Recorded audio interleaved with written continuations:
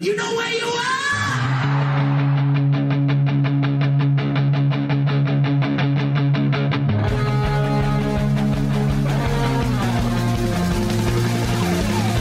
This is Appetite for Distortion.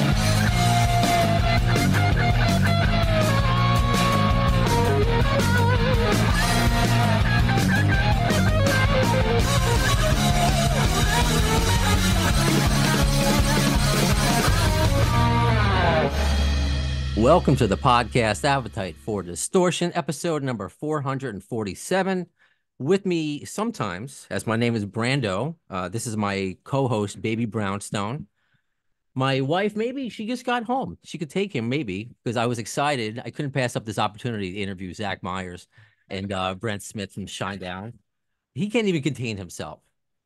So welcome to the I was show. gonna say, don't take the kid away. That's the show stealer right there. This is the show stealer. No? Attaboy. Well, he sees mommy. Oh, when he sees mommy. Yeah, dude. He's like, get me out of here, man. I've never felt anything more than that right there. Well, I appreciate you guys coming on today. Yeah, it's our absolute pleasure. Thanks for having us. Yeah, you got it. And that's part of the deal of this podcast is just babies, and it's just all these different themes. But I transition to kind of go back to when you were little, little Brent, little Zach. Did you foresee this kind of career ahead of you? Could you imagine, all these number one singles on the radio and just the career that you've had when you guys were, obviously not that age. You weren't really thinking much at that age, but when you were younger. I think that we could imagine the career. I don't think we could ever imagine the success and the longevity. I think that that's something that we always wanted to do and knew that we were going to do, especially him and I, because we don't know how to do. We have no trade skills whatsoever. So this is We may not have any trade skills. We're hard workers. Yeah, though. we're hard workers though. We're never afraid to be the hardest workers in the room, but it's like we never had a backup plan. It was never like, well, if this doesn't work out, I'm going to go do X, So I think that we always envisioned the career, but the longevity and the success have come as a massive surprise and something we're very appreciative of. And certainly well deserved. I mean, ever since I've been in rock radio, Shinedown has been a part of it. So, of course, with this new record, Planet Zero, it's par for the course with you guys. 4 number one singles. You guys have the most number one singles charts in rock history, according to both Billboard and Mediabase. So I guess the question is, when does Shinedown get in the Rock and Roll Hall of Fame? When is that going to happen? I mean, you can't argue with the facts. We're eligible in 28. But I don't know. I mean, listen, there's bands from the 70s and 80s that aren't in there that I think should very much be in there. So I don't know. Watch us. Here's the thing.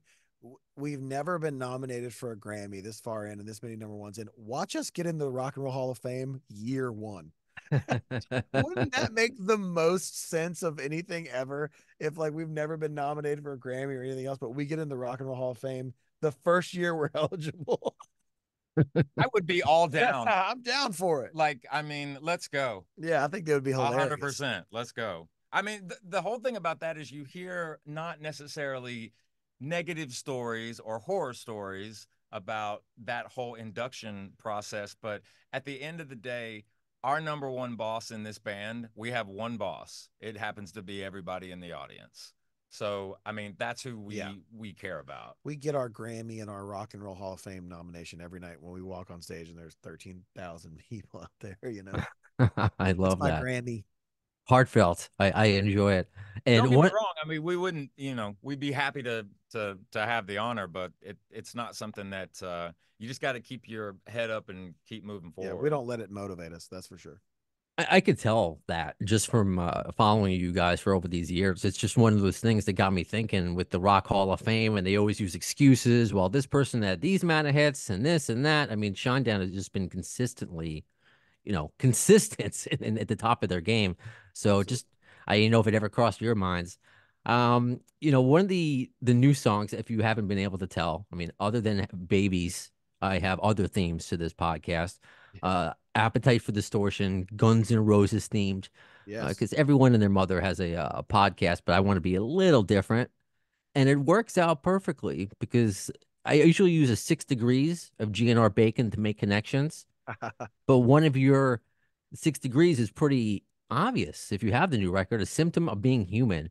The lyrics, Miss November Rain. I can still remember me and Miss November Rain. I'm wondering if you could talk about that song, and is it safe to assume that was inspired by GNR? At least that lyric? It was inspired by the idea of kind of going back in your mind of those moments that are nostalgic to you, remembering like simpler times or reminiscing on things that put you in a good headspace. And for me, I remember that song being something that it's so epic, and I still remember when I was a kid and hearing that song for the first time. As young as I was when that came out, it kind of became like a bit of a Bohemian Rhapsody for me Hmm. at that time. So the song isn't necessarily inspired by the song November Rain, but that line is more about thinking of a simpler time, almost like a security blanket in a lot of ways. Because a symptom of being human is ultimately it's a song about understanding that we want people to live to fight another day and that we're all a work in progress. And on top of that, there's a dynamic that we live in a world that is very complicated and difficult to navigate, especially with social media and the fact that everybody has a platform now and what have you. But I always tell my son, who's 16 years old now, when it comes to social media and those aspects, I say to him, remember, you're in control of the device. The device doesn't need to be in control of you. And more than anything, that song, I think that we needed it as a band. I think that the public is embracing it because we've had so many people come up to us and tell us that that song is a reset button for them. Like it kind of calms their nerves and it kind of gives them a bit more of an open floor to kind of look at the world and find the beauty in the world and not so much the negativity. I mean, that's just an incredible message, and that's something that I kind of live by, and I appreciate that kind of indirect advice. As you saw, my 10-month-old, it's going to take a few years to get up to catch up to your son, but what kind of advice can I give him? Because he's growing up in a world. Yeah. I mean, I grew up without cell phones. It's Yeah. somewhat new to me, and it's going to be interesting to kind of navigate that. So It's how it you is, balance it. Yeah. yeah, It really is how you balance it.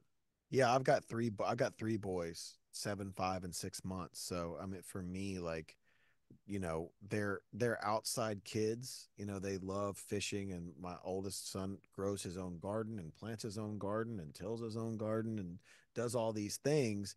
But every once in a while, he'll want to get on an iPad, and I think that's okay. I think it's just like protecting them early from what they see and certain things like that. Obviously, they're gonna when they get older, you can't really control that as much. But yeah, I think I've learned as a parent, every piece of like generic advice anyone's ever given you is true. All of it.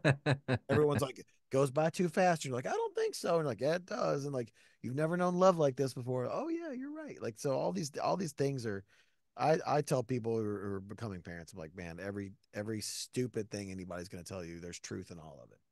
But it does go by quickly. Yeah. Like my son is 16 and he's 6'2". Yeah. oh And And wow, we're like not 6'2" and by we're any not stretch. 6'2". So oh man. So like you look, I look up to my son, literally. So yeah. And but I wouldn't have it any other way. And here's the other thing too. There's not an instruction manual to being a parent. There's really Yeah. all you can do is try to do the best that you can. I think no matter what, teach them to work hard and teach them to be honest. yeah. Those are the two main things. Yeah, and he's gonna have documented footage of him trying his best to interview rock stars and Yeah, Yeah. bring it on. Absolutely. yeah. So Zach, I just want to say congrats because you're also knee deep in it with 6 months, and my son is 10 months. I mean, that's Yeah, just man. that's crazy. And Good time what going through it though. So and Brent, I mean, I'm 5'6". I'm sure my son will I'm be barely tall. 5'8". yeah, Oh, he's okay, he'll be 5'8". taller Yeah. than me though when He'll he's be one. 7 feet tall. Yeah, You'll be like, how yeah, did this yeah. happen? I can't wait to buy his NBA jersey. It's gonna be great. I love that. One quick question, because I know you guys got to get out of here. Any chance of another Myers and Smith EP? It seems to be the hot question right now. 1,000%. We'll do it again Yeah, for we'll sure. definitely do it That again. that's a creative outlet that we need. I feel like, and honestly, it's like it connects with people so much. I think, and I take no part in the responsibility of it connecting with people because there's something about his voice and one instrument that stands out so well. That's kind of why the Simple Man thing worked back in the day. So Yeah. we will for sure do it again when the time is right. It's not just the voice, it's not just the guitar, but it's you as people. And I really thank you for getting to know you guys for at least a few minutes today. Thank So you I very hope we much. get to do it again. I always see clips of your podcast on Blabbermouth all the time. So Oh, thank you. Hey, the clickbait's not my fault. I guess No, I it's asked. all good. no, hey buddy, listen, No, we like it. they've clickbaited me more than anyone ever. So Shout out to Blabbermouth. yeah, owned by our label, by the way. Yeah. Interesting. Okay. All right. Thank you guys. I hope to do it Thanks, again. man. Thank Talk you very soon. much. Thanks a lot. Appreciate you. That was fun. I did not expect to interview, if you can believe it or not, Shinedown. I wanted to for a long time, but then it just never, I don't know, I guess never really got anywhere. And as I mentioned, why it was, if you're familiar with this podcast, why sometimes I do short interviews. They come through my actual radio job, and sometimes I get an opportunity. So my boss is like, Shinedown's coming in. Do you want to interview them? Can you find it? You want to find out if anything is connected to Guns N' Roses? I think we could fit you into the schedule. And I was like, yeah, I will do that. He's like, all right, how about this? How about this band, Devour the Day? Find out if they have any Guns N' Roses connections. You can interview them too. Well, okay, sure. So since they're short interviews, let's put them together for a full episode. So Devour the Day, you may have known them as Egypt Central at one point. So let's invite, and just so you know, for this portion, I recorded it before Shinedown. And that it was when Baby Brownstone was a little bit better behaved. He actually survived with me throughout the entire interview. So enjoy me and Baby Brownstone interviewing Devour the Day. Hey guys. Who's this? Hey guys, well, hey Blake, hey Joey. This is Harrison Rex. Oh, Harrison. This is what it's like to be a work from home dad. I love it. Joey knows all about Yes, sir. working from home. Because we'll get into that. Because my wife's bringing in the car. I'm interviewing you guys. Hopefully he contains himself. Maybe he'll say his first word. Maybe he'll say "devour the day," and maybe his first 3 words. So, if you can, I guess to kind of do a segue, how did this project birth? How did you come to be with Devour the Day? Because of course it used to be Egypt Central, but now you're combining both bands. Can you kind of explain how this kind of whole project came to be and this new single with the AI video? I think that in the beginning, this will come full circle as to why we've decided to be independent.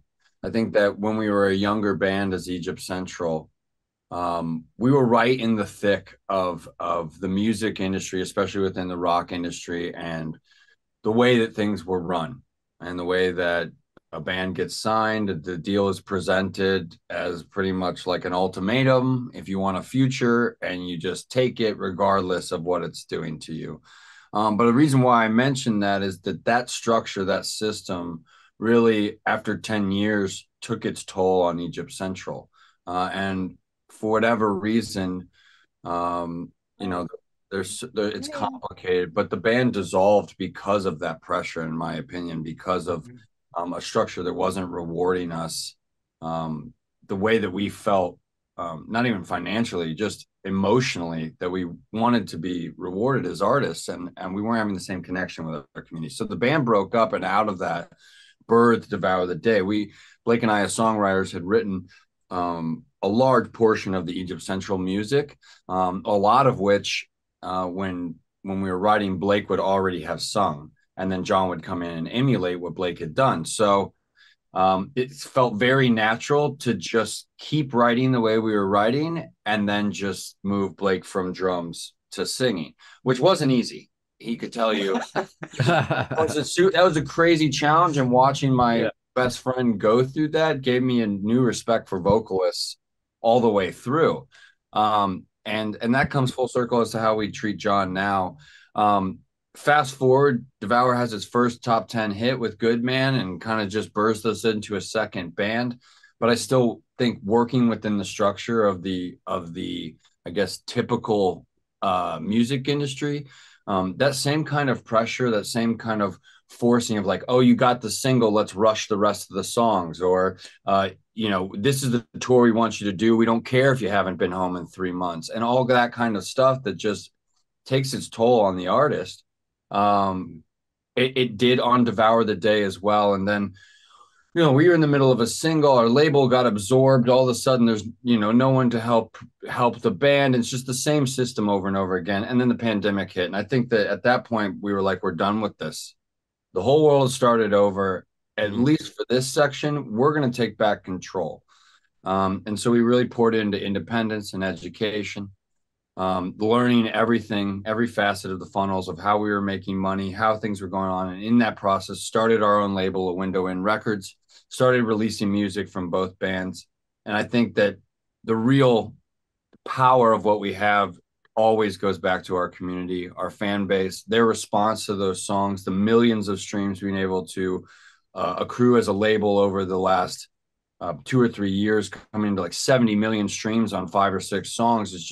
It's clear, as much as we want to believe it's something we're doing, that it's our fan base and their devotion to this community that has allowed us to have that. And so full circle, Nobody Owns Me is this top of the mountain, as it were, of the last few years of us building this label and having the opportunity to do something that other people can't do. Not even, I've said it before, not even Corey Taylor can put Slipknot and Stone Sour on the same record, on the same stuff, because of record labels and stuff like that. It's tied up. So to be able to show that we have control of our bands and that we have control of our future was really something important. We felt it made us unique. And that's where Nobody Owns Me kind of births out of, is that desire to almost say to our community, thank you, you've helped us do it. We've reached this place. And it's also kicking open the doors on the future, which is still wide open. I mean, that's pretty heavy. I mean, you just want to make music, and it's this whole industry, right? You just nailed it. Nailed it. That's what it's all about. You just want, I mean, I certainly don't relate as much as you do, because that's why I'm in radio. I don't have any musical talent. But when I've been on the radio, and the machine of radio is so different than doing a podcast and letting it be yourself. And it is scary to go out there and do it out, by yourself and not have the machine behind you. But you mentioned scary. So it wasn't a natural transition from drums to the singing. You're not naturally Phil Collins or the Dave Grohl or anything like that. It was I would really like to be, no, but it was like that's for other people to say. Yeah, that's not for me. That's for you to say. No, I honestly, I think switching over to being a singer, certainly it was like, great, I don't have to load these drums in anymore. That's great. I don't have to tear them down. But really, it's all music, like it's all still the same kind of performance.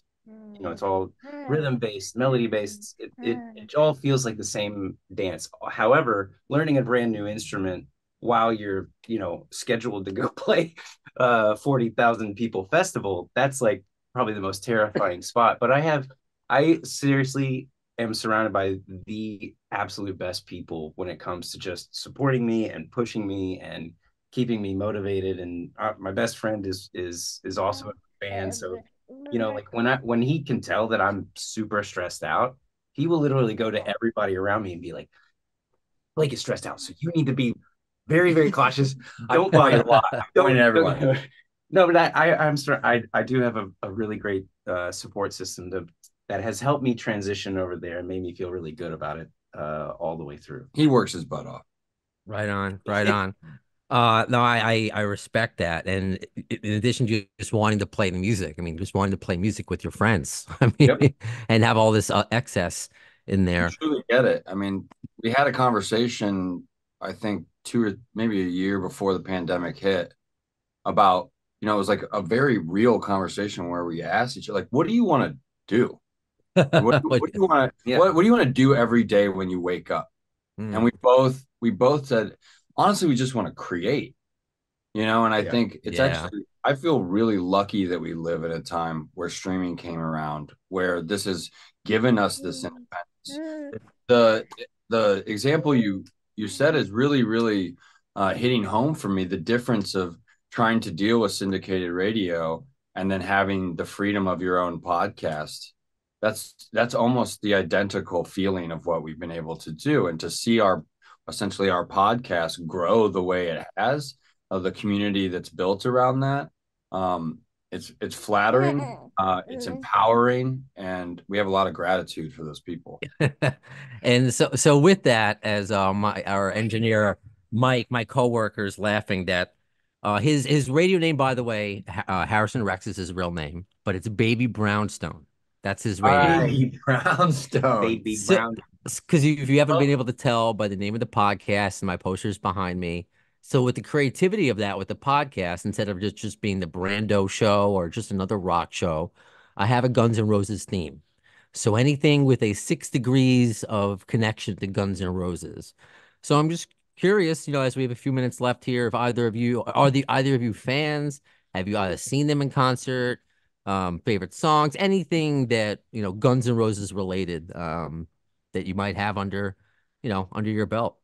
So the first record that Egypt Central made in 2001, 2, Slash was I don't know, was it a solo project? No, it's Velvet Revolver. It was Velvet Revolver. Okay.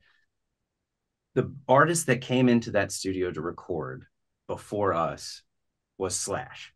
And it had just happened the day before that we were in there. So the first day that we're in there, the guys are still kind of reeling about this while we're, getting in and meeting everybody. And they start talking about, like, in a sidebar conversation, and you believe that he got up on top of the soundboard. So a studio, obviously a soundboard is that's like $500,000, maybe even more, just sitting right there. And apparently the way that he likes to do his solos is he likes to blast the music as much, in front of the guitar to create, just to create the feeling of standing in front of a real amp. And the only way to do that was to stand on top of the console. So they were talking about that. We were like, that is the most rock and roll thing of all time. Put up on the console while engineers are like, why are you touching that? And you're just like, I don't care. Yeah. That'd probably be the closest. But that's what I look for. Those random 6 degrees of stories. I mean, that's funny. He's known for standing on pianos and going out in front of churches. The fact that he does that in his normal day-to-day life, he needs to be on something grand, is pretty special. Wind is here. Yeah, I wonder if he watches football like standing on his coffee table. Yeah. With a guitar. With a guitar. Nice job. I love it. Well, Blake, Joey, this was a pleasure. Thank you for dealing with Baby Brownstone. Thankfully, he wasn't too Baby Brownstone. He wasn't too crabby. I was afraid it's either like he's gonna cry or pull out a cord. So I was afraid he was gonna disconnect us halfway through, but no, it's good. It all worked out. He likes the power of the day. Yeah, so we're about to devour this bottle. See what I did there? Yeah. So I hope we get to do this again, guys. You take care. Yes, indeed. Thank you. Stay in touch.